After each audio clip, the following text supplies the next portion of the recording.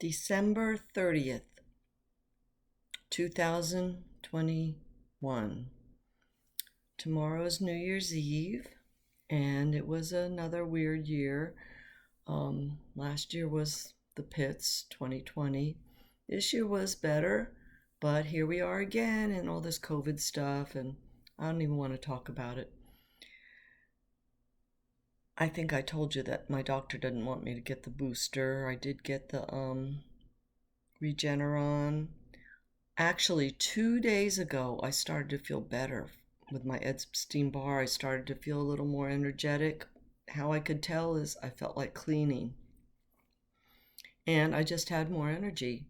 And I walked the intercoastal bridge, which I hadn't done in many months, and feeling a little better the past 2 days. But today I got tired again in the afternoon, but not too bad. Here I am. Tomorrow's New Year's Eve, and I have a date for tomorrow evening.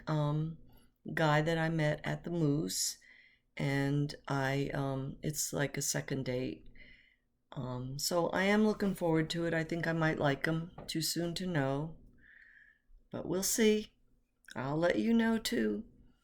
So we're in my story when my baby was born, my first baby, Lauren, and I did want to mention a couple of other things about my pregnancy. In the beginning, when I first found out I was pregnant, I quit smoking. What I did was the tapered down. Um, I had no problem with it. I was smoking half a pack a day for many years, and as I told you, I started smoking when I was about 14, and I so when I was 24, I'm ready to quit, and I cut down to about 6 cigarettes a day, one after every meal and one in between every meal. So one after dinner in the evening, that would make six. I did that at first just for a couple days, and then I cut out the in between ones and just did one after every meal. And I would hold off, instead of immediately after I ate, an hour later or something. And then I cut down to one a day, and then I cut down to one every other day.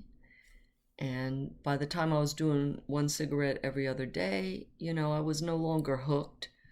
And I realized that I could do this. I don't really need that. It didn't matter that much if I had it or not when you're only smoking one a day. It's not worth it to buy cigarettes anymore. So it was not hard for me to quit. I can't identify with all the people that have such trouble quitting. I feel bad for them. But,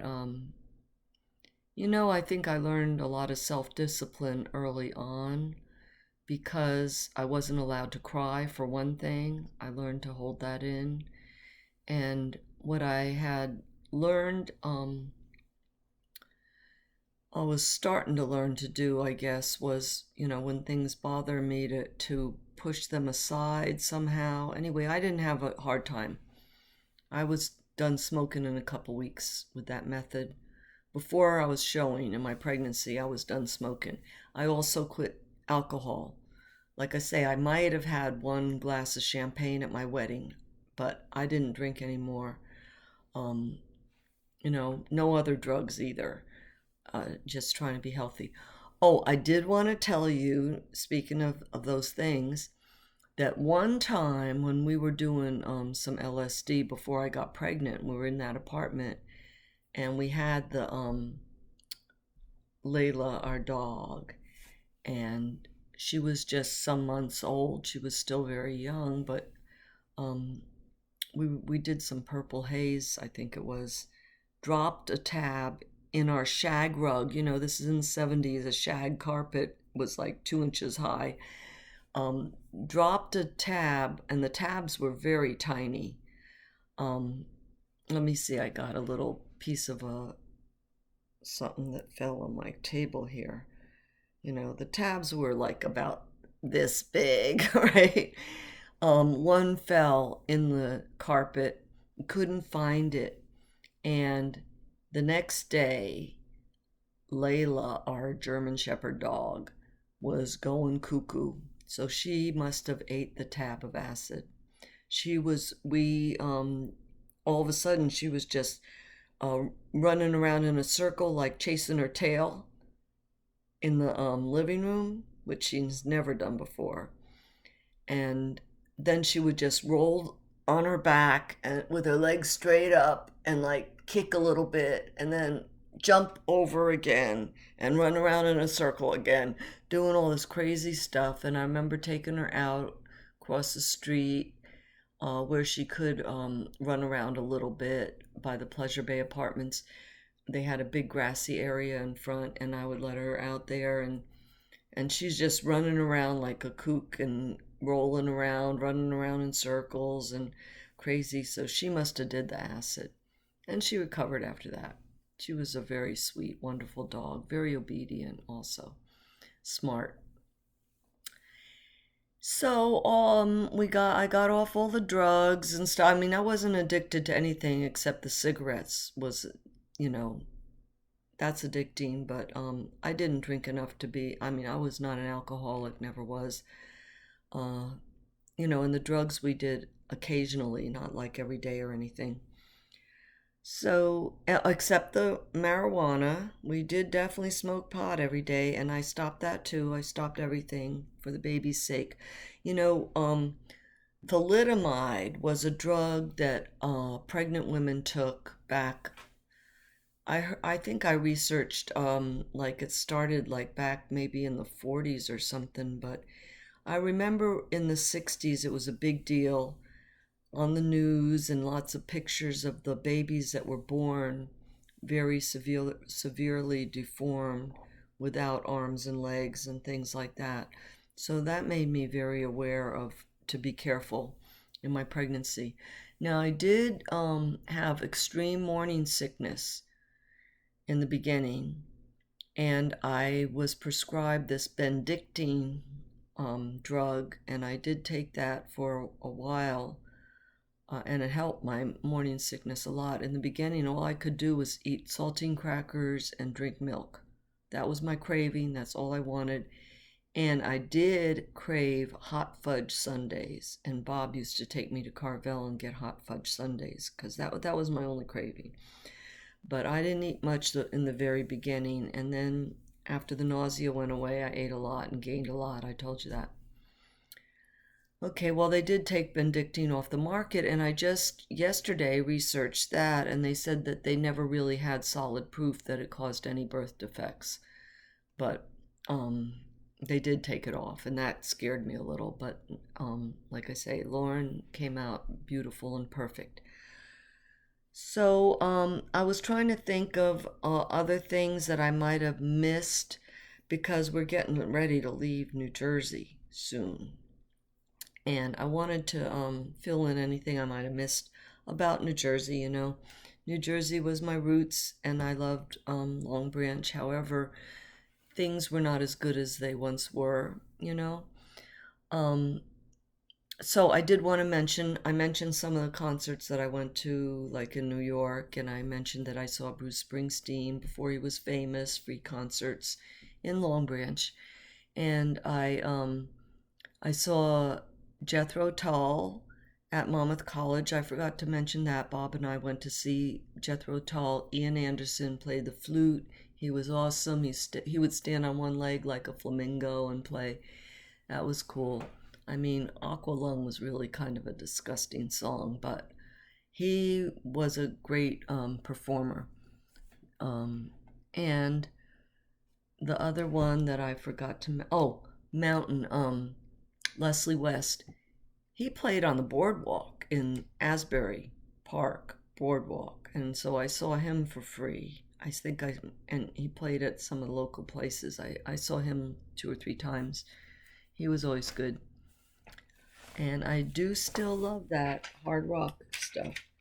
So, we decided, well, what happened was, I got to tell you, my, I mentioned that my brother had a baby very young, and very young. He was like 15 when she got pregnant, and he was maybe 16 when she had the baby. I think he was 16 by then. Anyway, I gotta tell you one more thing.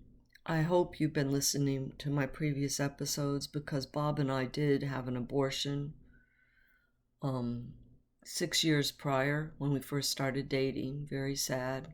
Although at the time it was just a relief for me. I felt desperate. I did not feel like I wanted to be married or have a baby or was capable of being a mother or anything. I didn't feel we just started dating. I wasn't in love with him. I was scared of the whole adult thing. Um, and I was scared of my mother because she said she would kill me and the baby and herself. So, all of those many reasons we did it, and I was just relieved. But of course, getting pregnant and having the baby, I did regret that. But still, I felt like I just became ready at age 24. Couldn't even wrap my head around what might have happened if I would have kept the baby at age 19. And that guy, Eddie, who, God bless him, he passed away way back in his 30s, I think, from AIDS, I heard. Anyway, he's the one who came with us to the abortion because he was just a friend of Bob's and he wanted to come and keep Bob company. Fine. So he was there with us through that. And I do remember him coming to when baby Lauren was, born. And I remember him coming over and sitting with us. And, he was so interested in watching me nurse the baby and caring for the baby and becoming a mother and everything. It was really touching, and because he was there when we had the abortion. So he was like emotionally connected to that whole thing with us. That was very sweet. And God bless him. So let's go to the story here. Okay, so my brother's baby, his name was Jason, and my family, my mom and my dad accepted that baby. They didn't live there or anything, but they liked to babysit, and he was only 1 year ahead of me. 1 year old when Lauren was born. Anyway, when he was an infant, I saw my mom take care of him. He was born in May, I think. I'm not sure. Lauren was born in May. I don't know. But what I do know, he was an infant in the summertime. And I remember my mom was a chain smoker. And I just remember her holding him in her arms and chain smoking right over him with even ashes falling on him and blowing smoke right in his face.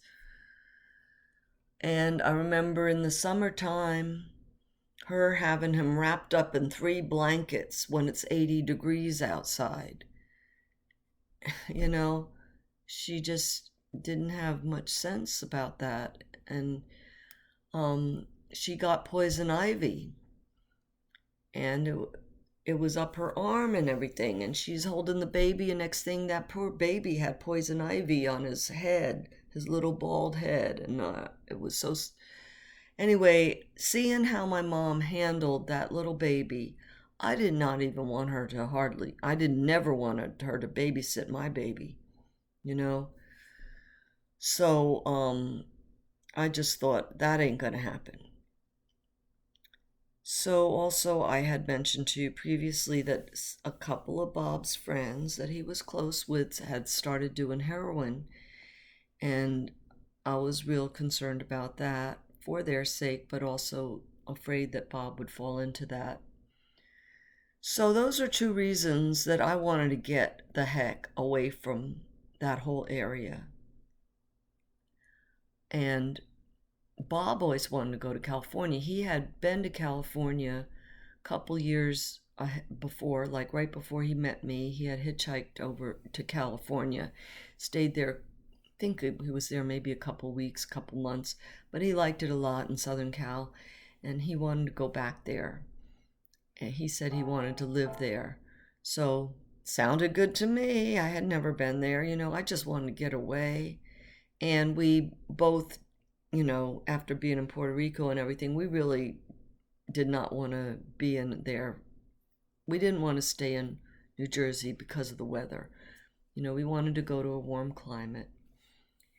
So we made the decision that we were going to move to California right after the baby was born. And so we decided to go to New York one last time before we made the trip. We wanted to go to the Statue of Liberty because Bob and I had both never been there before. Also, I don't remember what else we did the day we went there, but I know I did take Bob to a couple of Broadway plays because he had never been. We went to Pippin, we went to the Wiz. When we saw the Wiz, it was Ben Vereen. It was awesome. I love the Broadway plays, but not everyone, some of them I wouldn't go for so much, I think. I would probably appreciate them, but those two were really good. And so I did want to mention one time when I went to New York that I forgot to mention to you guys. This was one of those special times. I want to always mention the times in my life that were really special blessings, I feel like God watching over me, really good people in my life, things that happen. I like to mention those, and I also mention the really bad things. So one of the really good things I don't want to leave out was that one time when Bob and I went up to the city, this was before I was pregnant, and it was just the two of us, and parked a car, and we drove up and went to a concert. Not sure which concert it was, but afterwards my car was gone. Now, really thought we were in a good parking place. We just parallel parked on the street, but thought it was a right and proper place. So we thought that our car was stolen. And we actually told the police officer that was on the beat over there. And he said, we showed him where we were parked, and he said it was towed because parking there was limited, certain hours or something like that. So we had to go to get my car out, and we didn't have any money. We didn't have enough money to get the car out. I don't remember how much it was, but we were short. We didn't have enough money. And I don't know how much we had on us, but we would have to take a bus back home. And I'm not even sure. I suppose we had enough money to take a bus back, but we might not even had enough money to take the bus back. I'm not sure. All I know is that we went to where the car was impounded. And, when we found out how much it cost and all, we were just standing around in the lot there trying to decide, what we were going to do, and talking about it. And there was these couple of black guys who also had their car impounded, and they were like huddled right near us. And they were able to get their car out. And then when they came back with the keys to get their car out, they asked us how we were doing. And we told them, we didn't have enough money, and we're going to have to try to get a bus back. And we weren't sure if we had enough money to get a bus back. Something like that, I think we said. And they were so nice. They asked us, where do you live? We said, Long Branch, New Jersey. And the one guy said, the driver of the car, the one who owned the car, he said, oh, I know Long Branch. He said, my cousin lives in Asbury Park. He said, we'll drive you home, no problem. We'll drive you home, and then we can go crash at my cousin's house. So that was so sweet, so great, so nice. They were our angels tonight. I just want to tell you. A group of black guys who had their car towed, who many of you might be afraid of. I'm just telling you, they were a blessing, and they drove us straight to my house in the middle of the night, and God bless them today, wherever they are. So At that time, um, I was, I don't know how old I was. It was before we were living together, right? So I had to be only 20 because I started living with Bob when I was 21. So I was 19 or 20. And it was it was like 2 in the morning by the time we got home or something. So, he just came and slept with me. And in the morning, we thought we would just sneak out real early and go up to the corner, catch a bus right at the corner, take us to New York and get the car back.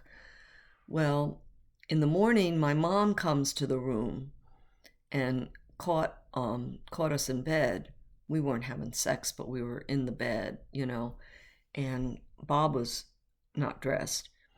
And he was kind of scared. What was she gonna do? But she just acted like it was nothing. Like she didn't even care, just talking to us like it was nothing that he was in the bed with me. So after that, you know, it was like nothing mattered anymore.